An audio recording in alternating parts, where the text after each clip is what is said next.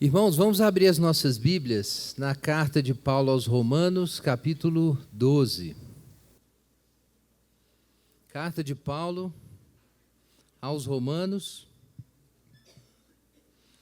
O nosso trecho de hoje é Romanos 12, 1 e 2, mas nós vamos começar a leitura do final do trecho anterior, Romanos 11, 30.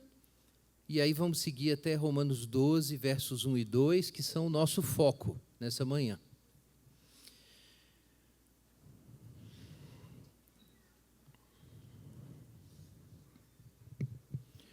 Romanos, capítulo 11, vamos ler os versos 29 em diante, até 12, 2.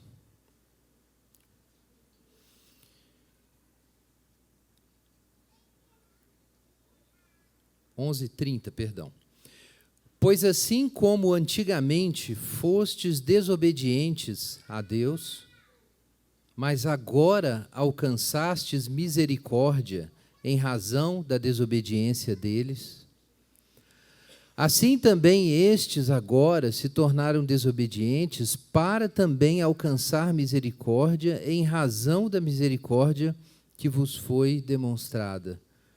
Porque Deus colocou todos debaixo da desobediência, a fim de usar de misericórdia para com todos. Ó profundidade da riqueza, da sabedoria e do conhecimento de Deus! Quão insondáveis são os seus juízos e quão inescrutáveis os seus caminhos! Pois quem conheceu a mente do Senhor? Quem se tornou o seu conselheiro? Quem primeiro lhe deu alguma coisa para que lhe seja recompensado? Porque todas as coisas são dele, por ele e para ele. A ele seja a glória eternamente. Amém.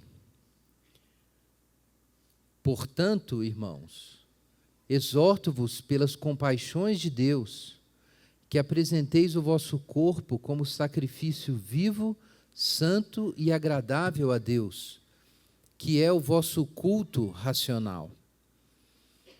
E não vos amoldeis ao esquema deste mundo, mas sede transformados pela renovação da vossa mente, para que experimenteis qual seja a boa, agradável e perfeita vontade de Deus. Pai Santo, nós damos graças ao Senhor pela Tua palavra e clamamos nessa manhã pelo socorro do Senhor, pelo auxílio do Teu Espírito Santo, nos dando entendimento e desejo de Te obedecer, em nome de Jesus. Amém. Irmãos, nós concluímos na semana passada a nossa terceira sessão da parte teológica da carta de Paulo aos Romanos. Como eu já mencionei várias vezes, as cartas de Paulo costumam ter essa divisão. Existem exceções, mas geralmente elas têm essa divisão. Uma sessão teológica bem densa e depois uma sessão de aplicações práticas. Não é que não exista aplicação prática na primeira sessão e não exista teologia na segunda, mas são diferenças de ênfase. E, geralmente, a primeira sessão das cartas tem uma ênfase no que Deus fez. A gente chama isso de indicativo, é um indicativo divino. É o que Deus realizou por nós. E a segunda sessão fala sobre o que nós devemos fazer em resposta ao que Deus fez. É o imperativo divino. Essa estrutura se repete, isso ajuda muito a gente a entender as cartas. Se você quiser experimentar com Colossenses, por exemplo, você vai ver que há uma ênfase na pessoa de Jesus nos capítulos 1 e 2. E aí, nos capítulos 3 e 4, Paulo desdobra as implicações da nossa união com Cristo, as implicações éticas para a vida, nas relações sociais, na comunidade e assim por diante. É muito interessante observar essa estrutura que diz muito sobre como funciona a vida cristã, inclusive. É um ponto de teologia muito importante. Eu vou citar aqui um trecho que alguns irmãos talvez tenham visto, que eu postei esses dias, ontem, do Tom Schreiner, que é um exegeta de Romanos. O indicativo da graça e misericórdia de Deus, contando o que Deus tem feito, pelos pecadores, deve fundamentar os imperativos, esboçando o dever e a obrigação de cada um diante de Deus. Os que tentam cumprir o enunciado nos capítulos 12 a 15, falando de Romanos, a parte do evangelho apresentado nos capítulos 1 a 11, truncam o evangelho de Paulo. Interessante isso. Você não pode ler o capítulo 12 em diante sem os capítulos 1 a 11. Como você não pode ler Colossenses 3 e 4 sem os capítulos 1 e 2. Porque não apenas não é possível saber como viver diante de Deus sem conhecer a Deus, mas não é possível, isso é coisa radical na teologia do apóstolo Paulo, realizar nenhum gesto em direção a Deus à parte do gesto de Deus em direção a nós. Se segue da verdade do Evangelho que toda a vida cristã é uma resposta. Não pense na vida cristã como uma iniciativa. Eu decidi buscar a Deus. Não é assim que funciona. A vida cristã é uma resposta a Deus. Deus me buscou, então eu respondo. E isso está impresso na estrutura dos argumentos do apóstolo Paulo. Por isso as cartas têm essa estrutura, indicativo e imperativo. O que Deus fez e o que nós devemos fazer. Colossenses mesmo nós temos isso. Paulo diz que nós morremos com Cristo. E aí se segue a conclusão que nós devemos fazer morrer ou mortificar a nossa natureza terrena. Até chega a ser engraçado ver isso lá, né? Ele diz, por que a gente, né? Alguém poderia perguntar, por que nós devemos nos mortificar? Aí Paulo diz, porque morrestes. Né? E ele diz, olha, vivam a vida nova. Por quê? Porque vocês ressuscitaram. É como se ele estivesse dizendo o tempo inteiro, tornem-se aquilo que vocês são por causa da sua relação com Deus.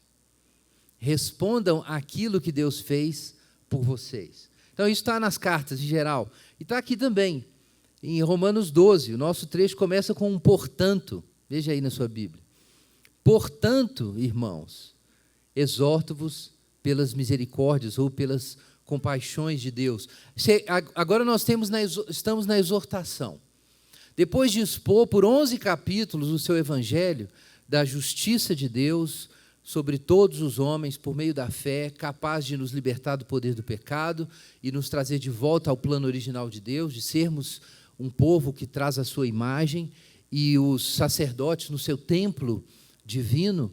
Depois de dizer essas coisas, de explicar como Deus humilha os gentios e humilha os judeus, e ao mesmo tempo demonstra misericórdia para judeus e gentios, depois de expor isso tudo, agora vem a exortação. Como nós vamos viver diante disso? Portanto, irmãos, exorto-vos. Essa é a estrutura da vida cristã. Todas as vezes, meus irmãos, que nós colocamos os deveres morais, os mandamentos bíblicos, a necessidade da imitação de Jesus e todas essas coisas à frente, ou em primeiro lugar, em relação ao que Deus fez por nós, nós caímos num erro antigo da religião, que é o legalismo. Legalismo não é pregar os mandamentos de Deus, nem exigir o cumprimento dos mandamentos de Deus. Legalismo é transformar a prática dos mandamentos de Deus no centro da religião. Há várias formas de fazer isso, mas isso é sempre falso. Em muitas igrejas se prega muito o que os crentes devem fazer. Se fala muito sobre o compromisso com Cristo. E está certo isso, tem que falar sobre o compromisso com Cristo. Mas o que deve brilhar, em primeiro lugar, não é o nosso compromisso com Cristo, é o compromisso de Cristo conosco. É o que Deus fez por nós. E aí sim, nós vamos ter compromisso com Cristo. É porque Deus derramou misericórdia, é que nós podemos cumprir os mandamentos. Se a gente colocar os mandamentos de Deus em primeiro lugar, sem perceber, nós repetimos o erro dos judeus. Procurando estabelecer a nossa própria justiça, acabamos não nos sujeitando à justiça que vem de Deus. Porque o fim dos mandamentos, da lei, de tudo, é o quê? O fim da lei é Cristo. Está aqui em Romanos, capítulo 10. A gente já expôs esse trecho. Então, o erro do legalismo sempre volta quando o centro da religião é o braço do homem e não a mão de Deus. E isso pode acabar com a sua espiritualidade. É isso que faz muita gente começar a pensar que existe alguma coisa falsa no cristianismo, ou muita gente pensa, e isso é comum, que o objetivo da religião é dar uma ética para as pessoas. O objetivo talvez da religião em geral seja dar uma ética para as pessoas, mas esse não é o ponto. Esse não é o ponto da revelação judaico-cristã. O ponto da revelação judaico-cristã é o conhecimento de Deus. Isso afeta, sem dúvida, a moralidade, mas está além da própria moral, é uma questão existencial, é uma questão, para quem gosta dessa discussão filosófica, é uma questão ontológica, não é uma questão ética, vai além disso. Embora tenha desdobramentos éticos, mas a questão é como eu me posiciono no mundo, se eu aceito que existe um Criador ou não, se eu me reconheço absolutamente dependente ou não. Essa é a questão mais radical, que está além da moral e que organiza a própria moralidade. Então, esse é o erro do legalismo, irmãos, não devemos cometer. Mas, uma vez entendido o Evangelho da Graça, em Romanos 1 a 11, então agora nós temos que ir para a questão ética. E esse é o ponto, do capítulo 12 em diante. É como a gente vive diante dessa revelação. Então, Paulo faz uma exortação. Qual é a exortação de Paulo? Veja aí na sua Bíblia. Em primeiro lugar, pelas misericórdias de Deus. Isso é tão importante, irmãos, tão importante, que nós poderíamos dizer que o centro da vida cristã, a sua raiz e o seu destino estão revelados nessa expressão. Pelas misericórdias de Deus, ou pelas compaixões de Deus. Nós vimos isso aqui no capítulo 11, Paulo falando sobre as tais misericórdias de Deus. Os irmãos se lembram, antes do hino, no capítulo 11, versos 33 a 36, nós temos um hino, em que, depois de expor seu evangelho, está absolutamente abismado com a grandeza, o escopo do evangelho, Paulo explode num hino de adoração a Deus. Mas um pouco antes disso, ele conclui a sua exposição do evangelho falando da misericórdia de Deus. Olha o versículo 32. Porque Deus colocou todos debaixo da desobediência a fim de usar de misericórdia para com todos. Quer dizer, de algum modo, a manifestação da sua misericórdia e o domínio, ou a glória da sua misericórdia, Paulo usa outra expressão em Efésios, quando ele fala para o louvor da glória da sua graça. Não apenas o louvor da glória de Deus, mas o louvor da glória da sua graça. Deus está interessado, acima de tudo, em revelar-se como um Deus misericordioso e revelar a sua misericórdia infinita. Ele está interessado em revelar isso. Deus é amor, é o que diz 1 João. Deus revela também o que Ele não quer. Deus revela o que Ele não quer, permitindo e julgando o mal, permitindo que o mal se manifeste. Então, na sua severidade, Ele se revela como aquele que não quer o mal. Mas, na sua bondade, Ele se revela como aquele que é amor. E nas duas revelações, Ele está se revelando da mesma forma, como um Deus absolutamente bom, perfeito, puro, santo. Então, essa revelação de Deus é o foco de toda a história da judaico-cristã. Desde o princípio, é Deus se revelar ao homem e assim se revelar por meio do homem, porque o homem foi feito à sua imagem. Gênesis apresenta a história de como Deus constrói um templo, e toda a história é nos primeiros 3 dias, os espaços são criados, nos outros 3 dias eles são preenchidos, e reproduzindo uma prática comum que existia no Oriente Próximo, de se fazer um período longo de celebrações, que poderia durar uma semana, um período longo de celebrações, em que o templo feito para o Deus fulano de tal era dedicado, consagrado, e no último dia da festa, a imagem da divindade era trazida em procissão e colocada dentro do templo. Então, esse é o transfundo de Gênesis ali, quando Deus cria, organiza, todas as coisas e Ele mesmo coloca no mundo, dentro do seu templo, que é a natureza, a sua imagem, que é o homem. E aí nós entramos no sábado divino, no descanso divino. Então, essa é a história, é de Deus construindo, organizando a natureza como um templo, no qual ele vai ser glorificado por meio da imagem humana, por meio daquilo que o homem se torna diante dele e faz. Mas o homem cai em pecado, e de acordo com Paulo em Romanos, o pecado é um pecado, por assim dizer, litúrgico. Nós vamos ver já já, vamos retomar isso. Os homens deixam de glorificar a Deus e fazem imagens falsas. E aí a glória de Deus é blasfemada. É por isso que Paulo diz: todos pecaram e carecem da glória de Deus. Houve uma troca da glória de Deus pela imagem de homem corruptível, bem como aves, quadrúpedes e répteis. Por isso, quando Paulo chega no clímax da exposição do poder salvador do Evangelho em Romanos 8, qual é o tema? É como a imagem divina é restaurada. Como nós somos glorificados, não são esses os temas de Romanos 8? Adoção, ressurreição, glorificação, Deus fazendo uma família de filhos semelhantes a Ele na sua imagem. O que é isso? É a restauração do templo original de Gênesis, capítulo 1. É o templo da criação no qual Deus vai ser glorificado nos seus filhos. Então, todo o plano de Deus gira ao redor desse reconhecimento da glória de Deus, e por isso a adoração é fundamental para que os planos de Deus ocorram e para que nós sejamos completos. Na adoração, a centralidade de Deus como bem absoluto é reconhecida, e nossa possibilidade de experimentar esse bem absoluto é efetivada na adoração, na contemplação da face de Deus, como Ele é, quem Ele é. E aí nós somos transformados na sua imagem e podemos realizar seus propósitos no mundo. Esse é o evangelho que Paulo está anunciando. E as misericórdias de Deus são, então, fundamentais, porque só as misericórdias de Deus podem nos levar a esse lugar. Só a graça de Deus pode nos levar a esse lugar e cumprir esse plano.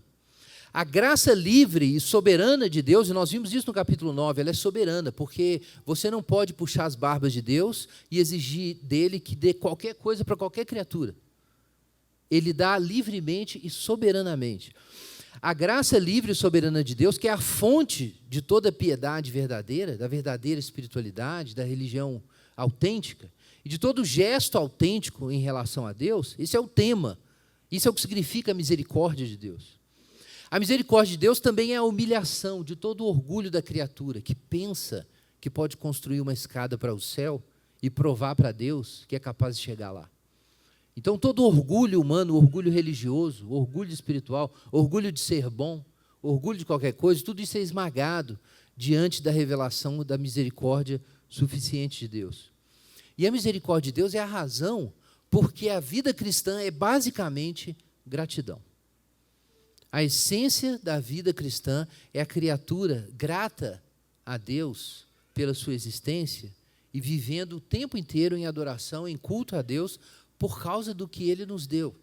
O centro da verdadeira religião, da verdadeira piedade é a gratidão. Então, vejam, conhecer a misericórdia de Deus é fundamental. Paulo deixa muito claro que sem que os homens se submetam à misericórdia de Deus e a recebam, se eles não tirarem o orgulho de lugar, e dependerem totalmente da graça de Deus para receber sua misericórdia, o propósito não é alcançado. A lei não é cumprida, não existe imortalidade, não existe imago Dei, não tem mais nada. Sem a misericórdia de Deus. Você poderia até dizer que todo o argumento de Romanos 1 a 11 é como a misericórdia de Deus se revela e se efetiva. E, ao mesmo tempo, como a soberba humana é humilhada. Você poderia pensar dessa forma.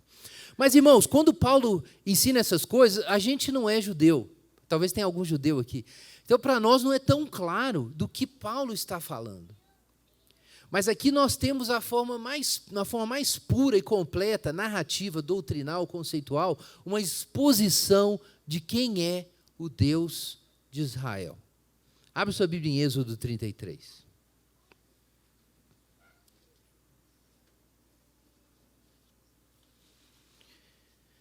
Um texto que a gente já repisou tantas vezes, mas talvez os irmãos leiam com outros olhos agora. Livro do Êxodo, capítulo 33, depois que o povo pecou contra Deus por idolatria. Atenção, qual foi o pecado? Idolatria. Eles fizeram um bezerro de ouro e adoraram esse bezerro de ouro. E aí, por causa da intercessão de Moisés, Deus decide que não vai destruir o povo e vai andar no meio do povo. por causa da intercessão de Moisés, que é um símbolo do próprio Jesus. E no caso do Paulo, é uma inspiração com respeito ao patos profético. Mas depois disso tudo, para ter certeza que Deus vai andar com o povo, Moisés faz um pedido surpreendente em Êxodo 33, 19, ou 18, melhor dizendo. Moisés disse ainda: rogo-te que me mostres a tua glória. Moisés pediu para ver a glória de Deus. Faz sentido? O que o povo perdeu? Eles perderam a glória de Deus. Trocaram a glória de Deus pela imagem do boi que come capim. Essa é a teologia da idolatria nas Escrituras. A gente já estudou isso aqui. Então ele fala: você está com a gente mesmo? Eu quero ver a tua glória. É a resposta de Deus. Veja só. Farei passar toda a minha bondade diante de ti, e te proclamarei o meu nome, o Senhor, e terei misericórdia de quem eu quiser ter misericórdia, e me compadecerei de quem eu me compadecer. Olha, os irmãos vão se lembrar de Paulo citando isso em Romanos 9, quando ele introduz o modo como Deus dispensa ou não dispensa a sua misericórdia entre judeus e gentios. É exatamente o tema de Paulo, irmãos. A natureza de Deus. O que é que se revela nesse evangelho da graça? Nessa série de gestos, de atos divinos, de juízo e de salvação, quem se revela? Esse Deus. Moisés perguntou: em nome de quem eu vou? E Deus disse para ele: diga que eu sou enviou. Mas eu sou, qual é o conteúdo de eu sou? Eu sou como vocês estão vendo e como verão. Eu sou isso que vocês conhecerão nos meus atos. Vocês não me conhecerão me comparando com algo que vocês já conhecem. Eu não sou uma das divindades do Egito, uma das divindades cananeias, uma das divindades sumérias, não sou um princípio filosófico. Não tente saber quem eu sou antes de eu dizer. Simplesmente vai lá: eu sou, te enviou. E aí Deus se manifesta. E depois que Deus se manifesta, o povo sabe quem ele é. E agora Moisés conhece a glória de Deus, porque Deus podia ter destruído aquele povo de Israel, mas Deus, na sua livre graça, preserva e dá um futuro para o povo. E ele mostra então a sua misericórdia. E aí diz o capítulo 34, versículo 6, versículo 5. O Senhor desceu numa nuvem e, pondo-se junto a ele, proclamou o nome do Senhor. O Senhor proclamou o nome do Senhor. É isso que o texto está dizendo, não é Moisés. Embora essa leitura às vezes a gente veja por aí, mas não é Moisés. O Senhor anuncia que ele vai proclamar o nome do Senhor. Isso está anunciado no capítulo 33, versículo 19. Farei passar toda a minha bondade diante de ti, e te proclamarei o meu nome. Deus vai proclamar o seu nome. E é o que diz o capítulo 34, versículo 6. Tendo o Senhor passado diante de Moisés, proclamou: Senhor, Senhor, Deus misericordioso e compassivo, tardio em irar-se, cheio de bondade e fidelidade, que usa de bondade com milhares e perdoa a maldade, a transgressão, o pecado, e de maneira alguma considera inocente quem é culpado, e castiga o pecado dos pais nos filhos e nos filhos dos filhos até a terceira e quarta geração. Como pode Deus ser absolutamente bom e não deixar passar nenhum pecado? Quem é a resposta disso? Jesus Cristo. Em Jesus Cristo se revelou toda a bondade e toda a severidade de Deus. O fato de Deus ser absolutamente bom e absolutamente pessoal e absolutamente justo, tudo isso se revelou na face de Jesus Cristo. É disso que Paulo está falando. Quando ele então diz aqui no capítulo 12 de Romanos, que é pelas misericórdias de Deus que ele faz essa exortação, ele está falando o seguinte: olha, agora nós conhecemos o Deus verdadeiro. O que Moisés não viu apenas pelas costas, nós vimos por causa de Jesus Cristo. Então agora nós temos, como Moisés teve o seu rosto brilhando com a glória de Deus, nós precisamos ter o nosso rosto transformado à imagem de Jesus, para mostrar a glória de Deus no mundo. Então o fundamento de toda a exortação de Paulo é que existe um conhecimento verdadeiro, positivo, disponível de Deus. Deus veio, irmãos. Deus veio. Nós sabemos quem Ele é. E se nós não nos relacionarmos com Deus verdadeiro, que é esse Deus que se revelou em Jesus, não há possibilidade de nós encontrarmos plenitude humana, de sermos completos, de termos a nossa face restaurada. Sem a misericórdia de Deus, isso não é possível. E isso nos leva ao problema do pecado. Nós compreendemos, então, que o pecado tem muito a ver com distorcer a imagem de Deus, tornar-se idólatra e, por isso, perder o que é a imagem e o destino do homem humano e também tornar-se, assim, corrompido. Ora, irmãos, não é exatamente a teologia do pecado de Paulo? Abre aí Romanos capítulo 1, para você se lembrar disso. Romanos capítulo 1, verso 18.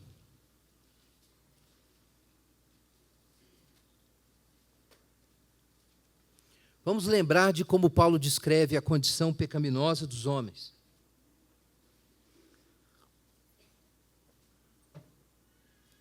Romanos 1,18. Pois a ira de Deus se revela do céu contra toda impiedade e injustiça dos homens, que impedem a verdade pela sua injustiça. Pois o que se pode conhecer sobre Deus é manifesto entre eles, porque Deus lhes manifestou. Pois seus atributos invisíveis, seu eterno poder e divindade, claramente se veem desde a criação do mundo, percebidos mediante as coisas criadas. De modo que esses homens são indesculpáveis, porque mesmo tendo conhecido a Deus, não o glorificaram como Deus, nem lhe deram graças. Vejam aqui, irmãos, o começo do pecado é uma recusa da adoração. O homem foi posto como a imagem divina e o sacerdote divino no mundo, para tornar a criação o que ela deve ser, um templo, em que Deus vai ser glorificado. Então os homens lançam a criação na vaidade, quando eles se recusam a glorificar a Deus e lhe dar graças. Ou seja, eles pensam que podem passar sem a misericórdia de Deus, sem depender de Deus. E eles ignoram o conhecimento verdadeiro de Deus. Deus foi negado. E o que eles fazem? Versículo 21. Tornaram-se fúteis nas suas especulações, seu coração insensato se obscureceu, dizendo-se sábios, tornaram-se loucos. Quer dizer, essa alienação radical do coração do homem em relação a Deus leva à necessidade de reconstruir a imagem de realidade. Porque agora você precisa fantasiar um universo sem esse Deus. Porque você não quer depender desse Deus, porque você não quer abrir mão do seu orgulho, da esperança de que você possa ser o doador da sua imortalidade, que você possa dar sentido para a sua vida, que você possa ser, como eu usei essa expressão, causa sui, a causa de mim mesmo. Aquele que é capaz de dar para mim, eu ser o meu próprio pai, ok? Em outras palavras, causa sui. Eu ser meu próprio pai. No fundo, esse é o problema dos homens. Eles gostariam, por isso eles gostam dos heróis, eles gostariam de ser capazes de mostrar que dentro deles e pela sua própria virtude, eles têm o poder de dar para a sua vida um sentido, um destino, e na antiguidade eles buscavam era a imortalidade, mas não era possível, eles sabiam disso, mas era o sonho.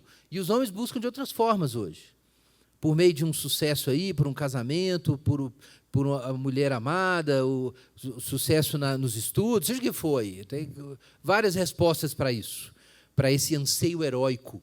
Mas ele está aí. Então o homem, no orgulho, falou assim, eu vou chegar lá. E aí ele se aliena de Deus em orgulho e para de reconhecer a graça e a misericórdia de Deus. Então o que ele vai fazer? Ele vai ter que distorcer a imagem da realidade. E aí ele vai fazer o quê? Ídolos, falsos absolutos. É construir falsos absolutos. Alguns são simplesmente passionais, é um amor irracional por alguma coisa. Alguns são extremamente justificados, então existem ídolos filosóficos, ídolos construídos aí em centros de pesquisa, em departamentos aí de filosofia, se constroem divindades. Calvino dizia que o homem é uma fábrica de ídolos, é uma fábrica de absolutos falsos, nos quais os homens se fiam. E é a mesma prática, desde a antiguidade. E qual o resultado disso? Versículo 23. Nesse processo, a primeira coisa que cai, nesse processo de ficar louco, na linguagem bíblica, é que você muda a glória de Deus por uma imagem. Irmãos, não foi esse o pecado do bezerro de ouro, que nós vimos lá em Êxodo, capítulo 31 em diante? Esse é o problema, o bezerro de ouro. O caso do capítulo 32 em particular, esse é o problema sério dos homens, é formar imagens falsas da divindade. Então, troca-se a glória de Deus pela imagem do boi, que come capim. É isso que fizeram, o bezerro de ouro, ou a imagem de qualquer outra coisa. Então, a falha de adoração está associada com a raiz do pecado. A raiz do pecado, como a gente sabe, desde a tradição cristã sempre enfatizou, envolve incredulidade, soberba e concupiscência. São as três partes do pecado: incredulidade, soberba e concupiscência. Mas essas três, que são lados da mesma moeda, todas estão associadas com a falha em adorar a Deus. Porque quando esses pecados tomam a nossa alma, a gente não quer saber de cultuar a Deus. Porque Deus é a imagem do bem, e isso revela tudo que a gente é. Então a gente tem que fazer outra coisa no lugar, porque a gente não dá conta de viver no mesmo universo que Ele. E por isso, então, se distorce as coisas, se fazem falsos deuses, imagens falsas. E aí o verso 24, que diz: por isso, olha aí na sua Bíblia, por isso Deus entregou a impureza sexual e a desonra dos corpos entre si. E aí depois se fala sobre vários outros pecados. Veja o versículo 28, por haver rejeitado o conhecimento de Deus, foram entregues a uma mentalidade condenável. Olha aí, irmãos, aqui dá uma chave para Romanos 12. Eles rejeitaram o conhecimento de Deus, lembra disso? O Deus da misericórdia, o Deus se revelou em Jesus. Eles rejeitaram o conhecimento de Deus. Qual é o resultado disso? Uma mente corrompida. Em Romanos 12 se diz muito claramente que a lei do Espírito da vida é a inclinação do Espírito, é a mente do Espírito, é a mentalidade do Espírito. E existe a lei do pecado e da morte, que se mostra como uma mentalidade da carne, voltada para coisas temporais, finitas, absolutizando essas coisas, aprisionadas a essas coisas. Então são mentalidades, lá em Romanos 8, são mentalidades. É todo um sistema de avaliação, não é só uma teoria, tá? Você pode estudar uma teoria num livro e achar muito legal. Não estou falando disso. Eu estou falando do seu verdadeiro filtro de realidade, a partir do qual você avalia as coisas e considera o que é melhor e pior e organiza a sua existência. Estou falando das crenças mais profundas sobre a realidade e sobre o que vale a pena ou não, sobre o seu destino. Essas crenças, Charles Taylor chama isso de hiperbens, são as nossas ideias sobre o bem absoluto, sobre que deve organizar a nossa vida moral, o nosso sentido de identidade e assim por diante. Então, esse é o nosso problema aqui, é afastamento existencial, começa com a falha em cultuar a Deus, com orgulho, termina com a mente corrompida, uma disposição mental corrompida, e com a entrega da vida temporal e do próprio corpo físico ao pecado. Ora, irmãos, se a misericórdia de Deus nos alcança, voltando para Romanos 12, se a misericórdia de Deus nos alcança, não faz sentido que ela reverta isso? E quando a gente lê Romanos 12, é exatamente o que a gente encontra. Quando nós conhecemos a misericórdia de Deus, o que acontece? Nós entregamos os nossos corpos, que antes eram entregados à desonra, agora eles são entregues a Deus. Para quê? Para adoração, onde antes a gente deixou de adorar. E onde antes, por causa disso, a nossa mente ficou corrompida e nós ficamos loucos, diz o Paulo agora que nós vamos renovar as nossas mentes. Aqui, em Romanos 12, nós temos a reversão, o Paulo explicando de que modo toda essa graça salvadora reverte a estrutura e os efeitos do pecado de Romanos 1. E tudo isso ele está dizendo, quero lembrar os irmãos, com base em Gênesis capítulos 1 a 3 e Êxodo capítulos 32 e 33, que são paradigmas do conceito de pecado na visão judaica da realidade. São paradigmas do conceito de pecado. Daí nós entendemos também que o propósito de toda essa obra salvadora é o quê? É a adoração. É por isso que quando Paulo conclui a exposição do Evangelho, o que ele diz? Que vocês apresentem os seus corpos a Deus como sacrifício vivo, santo e agradável, que é o quê? Um culto racional. O que se segue do Evangelho? A adoração. O que se segue da teologia? A doxologia. Nós falamos sobre isso. Palavras de John Stott. Então, conhecer o Deus verdadeiro, que é o Deus da misericórdia, vai nos levar de volta aonde a gente caiu, de volta ao culto. O que diz Paulo sobre o culto? Em primeiro lugar, ele usa esse termo, que apresenteis, não é? Chamou a atenção já de muitos comentaristas, aí no capítulo 12, no verso 1 mesmo, que esse termo, apresentar, é quase um termo técnico para a oferta de sacrifícios no contexto judaico, de onde Paulo vem. Então, realmente a linguagem é litúrgica. E o que se diz sobre essa oferta de culto? É a linguagem sacrificial, né? Primeiro, corpos. O que significa os corpos? Certamente aqui é um paralelo com o capítulo 1, em que Paulo diz que quando os homens perdem o sentido de quem é Deus, eles entregam seus corpos. Mas o corpo para Paulo não é tão somente o corpo sexual, ou do ponto de vista da sexualidade. Corpo é uma forma de falar da vida, da existência.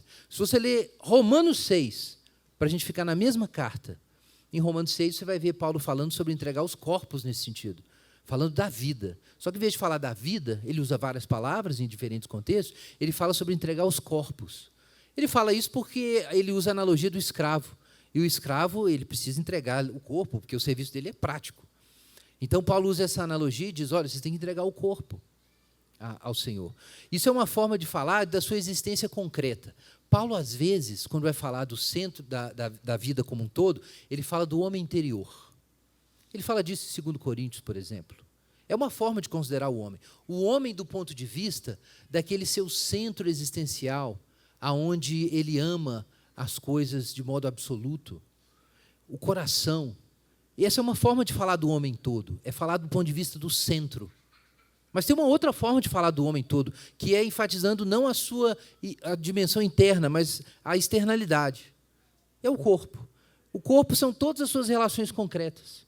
É o sexo, sem dúvida, mas é o seu trabalho, é o seu lugar social, é a sua rede de relacionamentos, é o dinheiro que você tem disponível, o tempo que você tem disponível, a casa que você mora, é a sua existência física, concreta.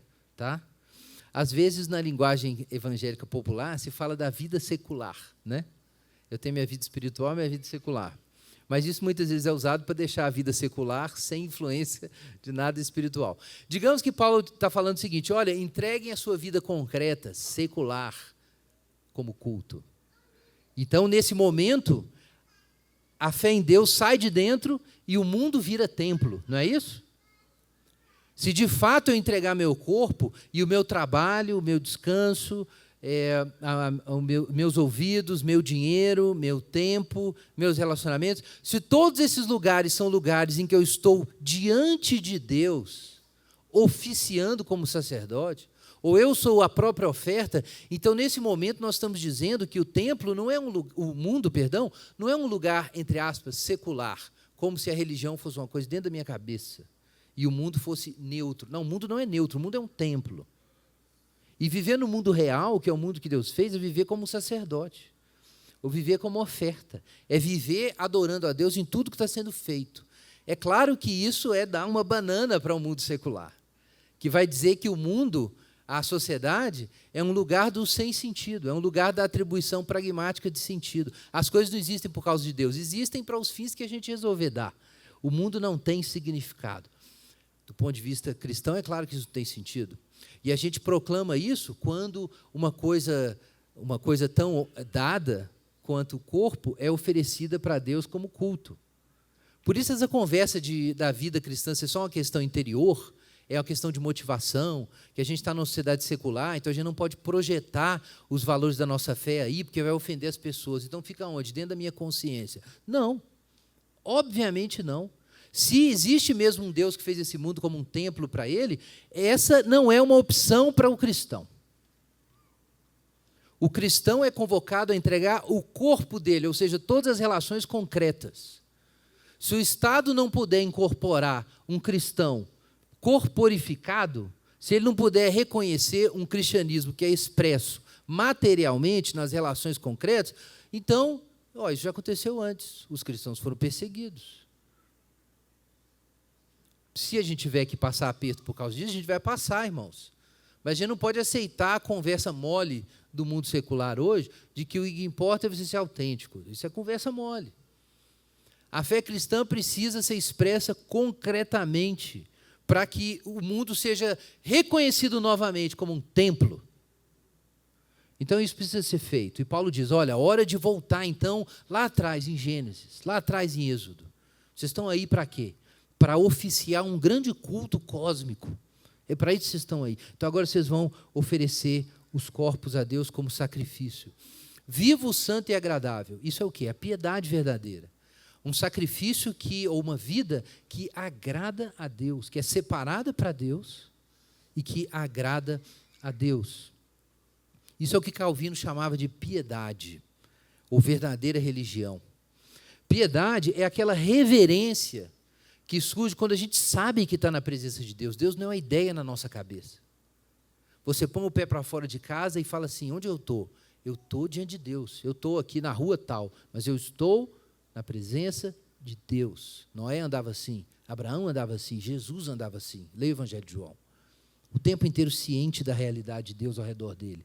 Isso é a piedade, é uma reverência unida ao amor de Deus, no qual o conhecimento de quem Deus é para mim interfere, condiciona como eu vivo. Quanta gente zomba dessas pessoas cristãs que são piedosas e que às vezes são legalistas também, mas muitas são realmente piedosas, porque elas estão o tempo inteiro cientes de Deus e elas ficam falando disso. E quando a gente fica incomodada, você já viu? Eu sei, às vezes é religiosidade falsa por aí, né? Eu sei que a linguagem gospel enche o saco, né? Muitas vezes. Mas quanta gente, no zombar das esquisitices dos cristãos ordinários, dos cristãos simples, na verdade não percebe que não tem piedade nenhuma, que não lembra de Deus em nenhum momento, que não sente a presença de Deus, o pecado não causa escrúpulos, não tem nada disso. Então, irmãos, o Paulo está falando sobre viver diante dessa realidade de Deus. Você está num culto, você saiu daqui, você está no culto agora, né? Então aqui você está reverente, santo, piedoso. E aí você sai lá para fora. Diz o apóstolo Paulo, não, mas o corpo é o culto.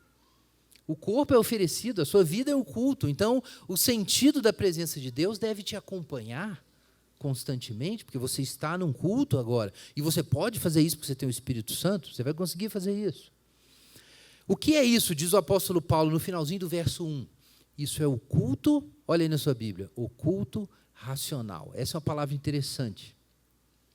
Logiken. Essa palavra só aparece em mais um lugar no Novo Testamento, que é em 1 Pedro 1,22, quando se fala lá sobre o genuíno leite espiritual. Desejai, como crianças recém-nascidas, o genuíno leite, algumas versões trazem espiritual, tem umas versões que trazem racional, o leite racional.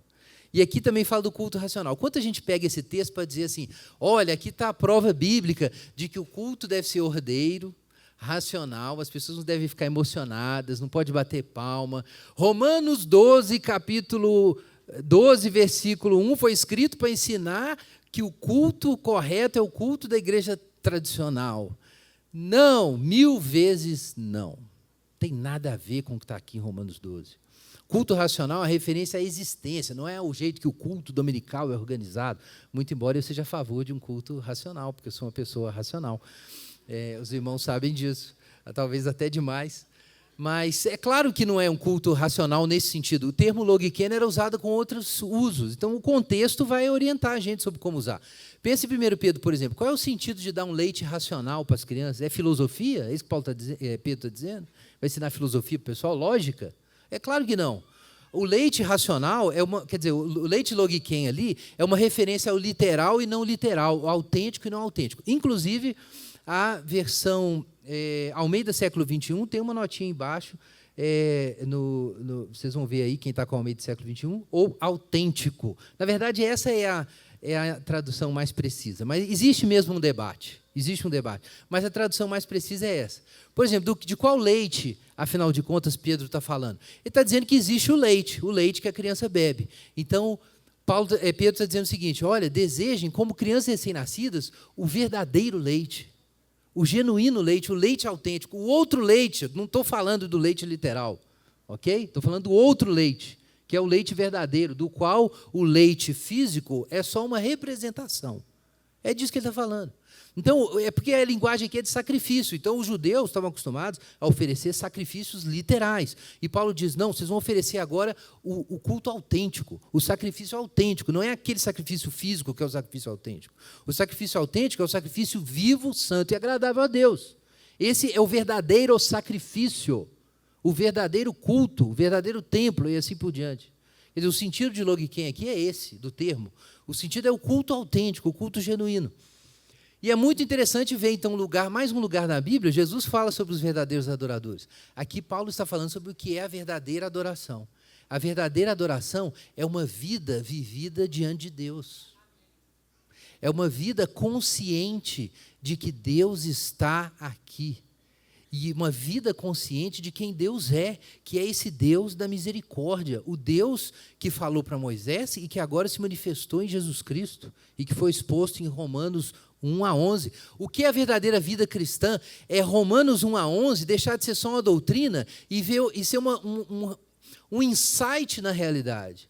Um insight na realidade de quem Deus é, de quem nós somos e do nosso destino, que nos consome, que nos absorve ao ponto de mudar o nosso comportamento. E aí a gente vive na presença de Deus. Isso é o culto verdadeiro. O culto dominical é um lugar para a gente reforçar isso, se lembrar disso e retomar isso na segunda-feira. Você pode pensar assim, imagina um casal, ok? Um casal que sai para um jantar especial. O jantar especial é um momento para eles se lembrarem de coisas preciosas na relação e curtirem juntos essa relação. Mas ela não acaba depois do jantar, ela continua. Ou você pode pensar um casal de namorados que está aí vivendo, mas tem a hora do beijo. Mas o namoro não é só beijo, embora para alguns seja só beijo. Mas o namoro não é só beijo. Então pensa assim, o culto, irmãos, dominical é a hora do beijo. É claro que se você brigou com Deus a semana inteira, você fica sem graça aqui domingo. Obviamente. O culto é a hora do beijo, o culto dominical. Mas não significa que Deus não te esqueceu porque você foi pica-fumo durante a semana, não é isso. É por isso que a gente pede perdão, tem a ceia. Não se sintam julgados, irmãos. Mas eu estou dizendo isso porque são dois lados da mesma moeda. É uma relação ali, tem esses momentos especiais e tem os outros momentos. Mas é a pulsação de um único movimento de adoração contínuo, tá? São aspectos de um único movimento, de uma relação de culto. É o mesmo movimento. Na verdade, o que o casal faz no jantar é ensaiar a atenção, a gentileza, a unidade de propósitos, que, na verdade, tem que ser vivida nos outros dias do relacionamento. É isso que se faz num jantar romântico. É celebrar essas coisas, que são as coisas que são vividas no dia a dia, que têm que ser vividas. É para isso que serve. Então, é para isso que serve o culto dominical. Ele tem a ver com a pulsação, o ritmo da vida na presença de Deus. Mas vejam, então, que o plano, no fim, de toda essa obra salvadora, é que, por causa dessa misericórdia, desse conhecimento do Deus de misericórdia, nós adoremos a Deus. Abre Romanos, capítulo 15, versículo 8. Olha o que diz aí. Nós vamos expor esse texto ainda, mais para frente, mas a gente precisa olhar por ele agora. Romanos 15, 8 e 9. Aqui nós temos, por um outro ângulo, uma síntese de Romanos. Afirmo, pois, que Cristo se tornou servo da circuncisão por causa da fidelidade de Deus, para confirmar as promessas feitas aos patriarcas e para que os gentios glorifiquem a Deus pela sua misericórdia. Olha, irmãos, Romanos, é isso que é Romanos. As misericórdias de Deus se revelaram. O que nós vamos fazer agora? Glorificar a Deus com a nossa existência. Esse é o ponto de Romanos 12 em diante. Esse é o argumento de Romanos 12 em diante. Mas assim como a idolatria foi fundamentada numa corrupção do conhecimento de Deus, o verdadeiro culto nasce com o conhecimento da misericórdia de Deus, que é o Deus verdadeiro, que se mostrou para Moisés, mas também com a renovação da mente. Porque para a idolatria acontecer, foi necessária a corrupção da mente. Então, para o verdadeiro culto acontecer, é necessária a renovação da mente. Não é isso o tema do verso 2? Veja aí na sua Bíblia, Romanos 12, 2. O que diz aí? Não vos amoldeis ao esquema desse mundo, mas sede transformados pela renovação da vossa mente. O culto autêntico, em resposta à misericórdia de Deus, não pode ser sustentado sem uma mudança de mentalidade. Não vai existir culto espiritual sem uma mudança de mentalidade. Quantos irmãos querem simplesmente orar e pedir a Deus para tocar a sua vida e no outro dia você está santo, mudado, transformado? Isso não vai acontecer, porque não é assim que funciona. Para a sua vida mudar, a sua cabeça tem que mudar. Ué, Guilherme, você está falando então que para ser crente tem que pensar? Tem, e muito. Por isso que o cristão que não pensa não sai do lugar. Não sai do lugar. Fica ali anos tentando ser crente, não consegue, e aí um dia fala assim, eu tentei ser crente, não consegui. Tentou nada. Se você realmente tivesse sido, você continuava sendo. A questão não é essa. A questão é que existe um jeito da vida cristã funcionar, e a gente precisa aprender. Nós estamos numa escola, é a escola da filiação. É claro que nós somos dependentes de Deus em todo o processo. Mas existe uma escola da filiação e a gente participa dela, nós temos que desenvolver a nossa salvação. Mas você não desenvolve a salvação sem usar a sua cabecinha. Não funciona. Eu quero andar no Espírito Santo, Guilherme. Paulo diz que se você andar no Espírito Santo, você vence o pecado. Então é só andar no Espírito Santo. Mas Romanos 12 diz que existe a mentalidade da carne e a mentalidade do Espírito. Está lá em Romanos capítulo 8. E a mentalidade do Espírito é voltada para as coisas da nova criação, para a vida, para a imortalidade, para a adoção. É uma mente ocupada com a mensagem da nova criação por meio da ressurreição de Jesus, que começa a ler o mundo de outro jeito. Que de repente olha para o mundo, põe a mão na cabeça e fala, cara, o que a sociedade dos homens, activitas mundi, como dizia Agostinho, o que ela oferece não é a realidade, é um sistema. É um sistema, não é o real, é um sistema. E eu tenho o hábito de ter certos comportamentos e pensar de certa forma, porque eu estou encaixado nesse sistema, e eu preciso dizer não a esse sistema. Ou seja, eu acordo. O cristão, Paulo está lá em Efésios isso também, o cristão ele acorda. O incrédulo está nas trevas, ele está no sistema alienado de Deus, com falsos deuses, não sabe quem ele é, vai vivendo. O cristão é alguém que acordou, você não está mais bêbado, você está sóbrio. Então você usa a cabeça e pensa antes de fazer as coisas, e por que você faz as coisas, e avalia se faz sentido investir tanto tempo e energia em coisas mortais, finitas, tendo em vista que Jesus ressuscitou e que nós vamos viver eternamente. Então sua cabeça começa a funcionar, isso é a mente do Espírito. E se a mente começa a funcionar, é claro que você vai ter outra agenda. Não dá para você ir na igreja só para agregar o valor religioso, para ter um lado espiritual. Não dá mais para fazer isso. Não existe isso. Isso não é o cristianismo. Isso é outra coisa. Então, irmãos, é necessário renovar a mente, porque o pecado começa com a corrupção do entendimento. Romanos capítulo 1, verso 28. Romanos capítulo 8, versos 5 a 8, a mente da carne, que é voltada para as coisas terrenas.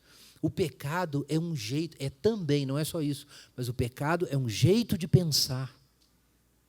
O pecado é um jeito de pensar. É necessário mudar de mente, porque o pecado corrompeu a nossa mente, mas também porque existe um sistema. Algumas versões antigas trazem, não vos conformeis com esse mundo. Não tomar a forma do mundo. O termo aqui é um termo engraçado, se esquematizo. É por isso que a versão Almeida do século XXI traduziu como não se amoldar ao esquema. É o esquema. Ou você está no sistema de Deus, ou você está no esquema do mundo. Todo mundo pensou nos esquemas, né? Eu sei. Então, Paulo está dizendo, olha, existem moldes prontos, você se encaixa ali. Esses moldes estão prontos. Então, veja como a vida cristã tem um desafio. Você vai servir a Deus com a sua vida? Sim. Então, você vai ter que ficar o tempo inteiro consciente dos moldes da cidade dos homens, da sociedade secular. Moldes culturais, aí, moldes políticos. Agora nós temos moldes ideológicos intencionais. Antes eles não eram tão intencionais assim, ou construídos desse jeito. Mas agora você tem isso. Doutrinas sobre o que é a vida autêntica que vem, e os cristãos ficam pensando que dá para misturar com a visão cristã. Não, existem os moldes da cidade dos homens, existe a transformação, a metamorfose. É o termo grego aqui, né? O termo grego tem a raiz dessa palavra. Ser transformado. Transformado. Nós precisamos ser transformados para poder oferecer o culto racional. Nossa, Guilherme, mas aí a gente não tem sossego, porque a gente tem que ficar o tempo inteiro pensando em como o mundo quer me encaixar, e eu tenho que ficar mudando o meu jeito de pensar para eu ser transformado. Sim, meu irmão. Sim, a vida cristã, por isso, alguns filósofos da antiguidade chegaram a dizer que o cristianismo parecia com os filósofos, os cristãos pareciam com os filósofos. Havia algo parecido. Num sentido, a vida cristã é uma vida filosófica, porque não é uma vida pensada. É uma vida pensada intencionalmente. Você tem que fazer isso. E não é porque é um sacrifício esmagador, não é. É porque você está tão consciente do novo que vem, que você é conduzido a isso. Você quer servir a Deus dessa forma. Então, é uma vida pensada. Então, existe a corrupção da mente, existe um sistema que se apresenta como o real, mas não é o real, é só um sistema. E a mente precisa ser renovada. Renovar aqui tem um sentido teológico. Paulo fala que se alguém está em Cristo, é nova criatura. Renovar a mente, sei lá, de repente você é um marxista. Aí você, sei lá, leu existencialismo e falou assim, mudei minha mente, agora eu sou existencialista, não sou mais marxista. Num sentido, você pode ter renovado a mente, tá? Mas não é o sentido aqui. Paulo não está falando só que você tem que mudar de cabeça. A mente renovada é uma mente nova, é a mente de Cristo. É a mente que pensa a partir da ressurreição dos mortos. Se Jesus ressuscitou, o que é o mundo? Isso é a mente renovada. Se Jesus ressuscitou dos mortos e o túmulo vazio, o que é o mundo? O que é a vida? O que é esse meu trabalho? O que eu estou fazendo com essa mulher? E assim por diante. Isso é a mente renovada. E qual vai ser o resultado de ter uma mente renovada? Diz Paulo, a transformação. Transformai-vos pela renovação da vossa mente. Como é que a gente se livra do esquema velho e é transformado? A gente precisa da mente ser mudada. Então, a gente é transformado. Mas o que é transformado? E aí nós chegamos no finalzinho do texto. O que acontece quando a gente é transformado? Que diz o finalzinho, a última expressão aí da sua Bíblia. Olha aí, capítulo 12, versículo 2, o finalzinho. Capítulo 12, verso 2. Para que experimenteis qual seja a boa, agradável e perfeita vontade de Deus. O que é transformado no processo de mudar a mente, de resistir ao mundo, de se oferecer como culto a Deus? O que é transformado? Nós passamos a provar, não apenas provar a vontade de Deus, mas reconhecer que a vontade de Deus é boa. Então, nós estamos descascando aqui, né, uma fruta, e a gente está chegando no centro, no miolo. E o que é esse miolo? É que Deus é bom. Esse é o miolinho. Depois de todo esse processo aí, o que você descobre? Que Deus é bom. E aí você se agrada de Deus. Você quer as coisas de Deus. Você se torna as coisas de Deus. Filipenses 1, veja aí na sua Bíblia. Filipenses capítulo 1, versículos 9 e 10.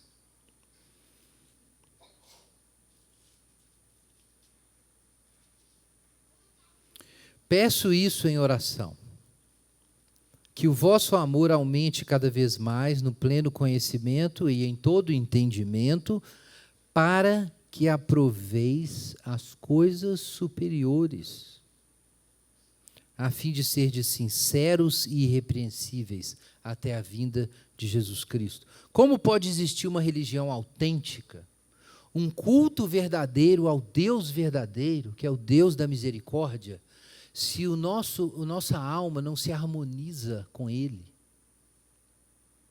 Se nós não gostamos do que Ele gosta, se nós não temos um prazer imenso na manifestação da misericórdia de Deus, e também se nós não admiramos a sua severidade em relação ao mal, se nós não cremos que o que Deus está fazendo é bom, mesmo que soe estranho para mim, quem foi a encarnação desse modo de vida, senão Jesus Cristo?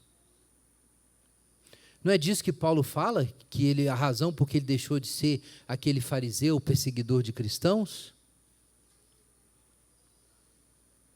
O que para mim era lucro, passei a considerar perda por causa do conhecimento de Cristo Jesus, meu Senhor. E por causa disso, considero todas as coisas como perda comparadas à superioridade desse conhecimento. E perdi todas, e as considero como esterco por causa de Cristo. Para o conhecer e o poder da sua ressurreição e a participação dos seus sofrimentos, identificando-me com ele na sua morte, para de algum modo alcançar a ressurreição dos mortos. Está em Filipenses 3. Qual é o propósito máximo da vida, se não amar a Deus e amar as coisas que Deus ama?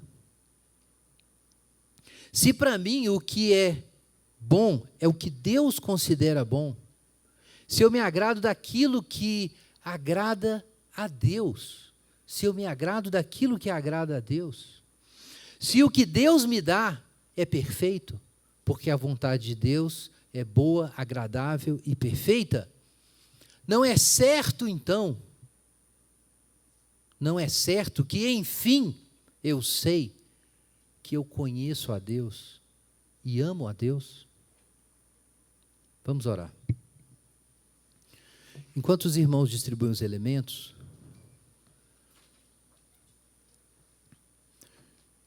peça ao Senhor para lhe dar a graça de ouvir o Evangelho pregado nessa carta e de viver como nos é exortado em Romanos 12, 1 e 2.